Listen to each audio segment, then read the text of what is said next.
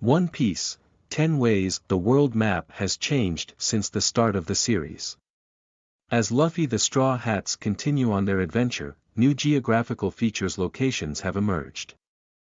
While other series may simply try to explore progressive plots or stick to formulas, One Piece has its main characters explore new and strange lands during every arc. They're not just learning new cultures and customs, but expanding upon the understood geography of how the world looks and works. None could foresee from day one how Monkey D., Luffy, and the Straw Hats would have adventures on oceans in the sky, countries on the back of giant elephants, and islands that are frozen and burning at the same time. The world map has not only become more detailed, but it has entrenched upon strange, new worlds no one thought it would ever cross.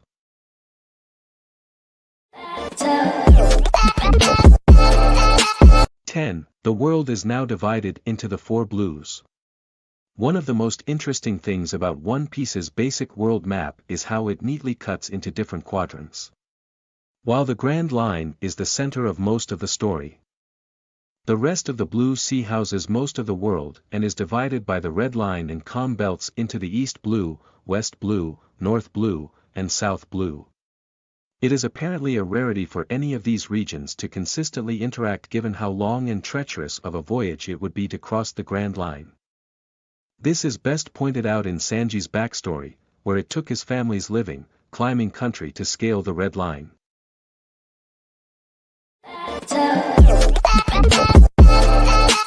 9. The calm belt keeps the Straw Hats from detouring. For the uninitiated, it may seem obvious to cross the calm belts to better navigate across the world instead of just racing linearly through the Grand Line. However, Eiichiro Oda lets the audience know in no uncertain terms that crossing the calm belt is a very bad idea, not that bad ideas would ever discourage Monkey D. Luffy. The calm belt mysteriously has no winds or currents of its own. Hence its name. This means that most ships wouldn't be able to cross.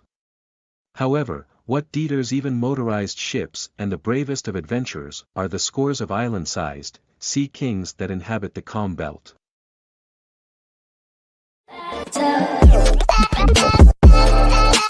8. The Red Line divides the entire world. The Red Line is the world map's most distinctive feature and is currently One Piece's only continent.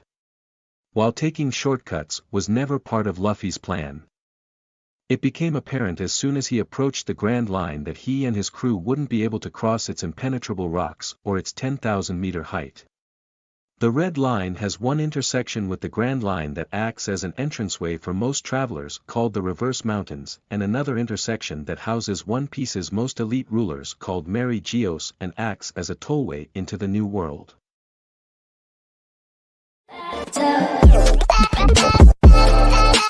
7. Sky Islands add another dimension to the map.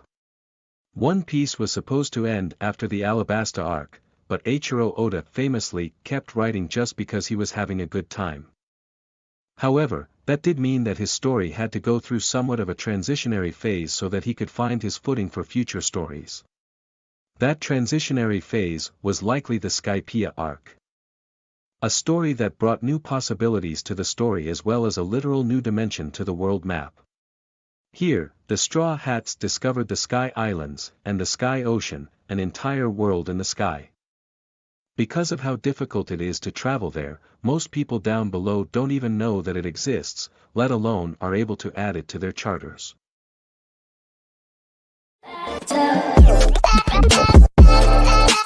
6. Space will likely be the last frontier. One Piece doesn't talk about space that much, and as a fantasy series that already involves zombies and giant robots, that may be a smart move to keep the story from getting too convoluted. However, some parts of the story have already touched on how different even One Piece's solar system may be from the real world. In the aftermath of the Skypiea arc, Enel and his manga cover story explored the strange world of aliens and robots living on the moon.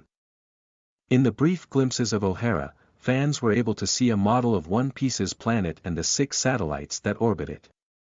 While the Straw Hats are still far from space travel, it's hard not to think that there's something to look forward to in the stars.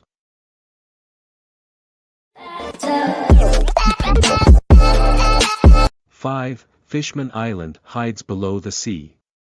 When One Piece started, it was already pretty fantastical. It had magical fruits that could grant superpowers, giant monsters hiding in the waters, and a guy with a natural, red clown nose. However, the story really started testing people's imaginations when Luffy and his friends reached Kokoyasi village and faced their biggest threat yet, Arlong and his group of fishmen. This was the series' first taste of greater, more intimidating creatures along the Grand Line, as well as the idea of a Fishman Island. It wouldn't be until after the Skypiea arc that the Straw Hats would really start targeting the world below, and after the time skip that they'd actually see it for all its glory and all of its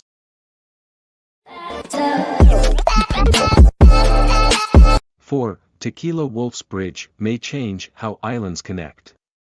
As part of Nico Robin's travels during her time skip training arc, she discovered Tequila Wolf, an entire community that's been forced to build a massive bridge to connect the world's islands. The project has apparently taken more than 700 years, and the workers have had to build towns and campsites along the bridge to keep building it. Currently, it's unknown why and how well the bridge will actually connect communities and if it will continue to be built in the future.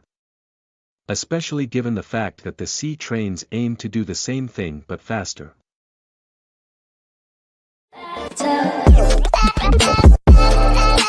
3. Living islands literally keep shifting the map.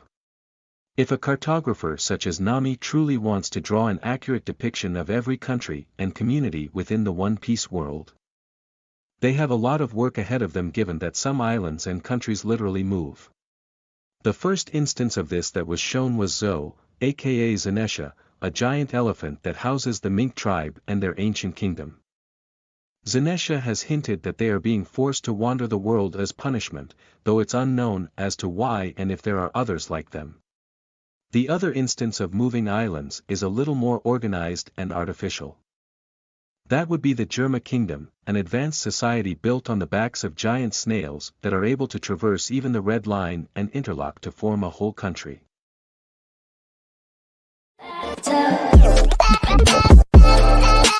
2. Oars' ancestors have the power to change the map. One Piece already seemed massive enough, and it introduced giants in Little Garden. However, Oda just had to go and one-up himself by introducing supergiants, or whatever he wants to call what Oars and his family are. Oars is considered a giant even among giants and a terrifying villain who, alongside some cohorts, tried to control and hoard the world itself. This is frighteningly hinted at by his moniker as the Continent Puller. Taking this name seriously, it seems as if Oars and his family have the strength to literally rearrange the world, meaning the world map could keep changing thanks to them.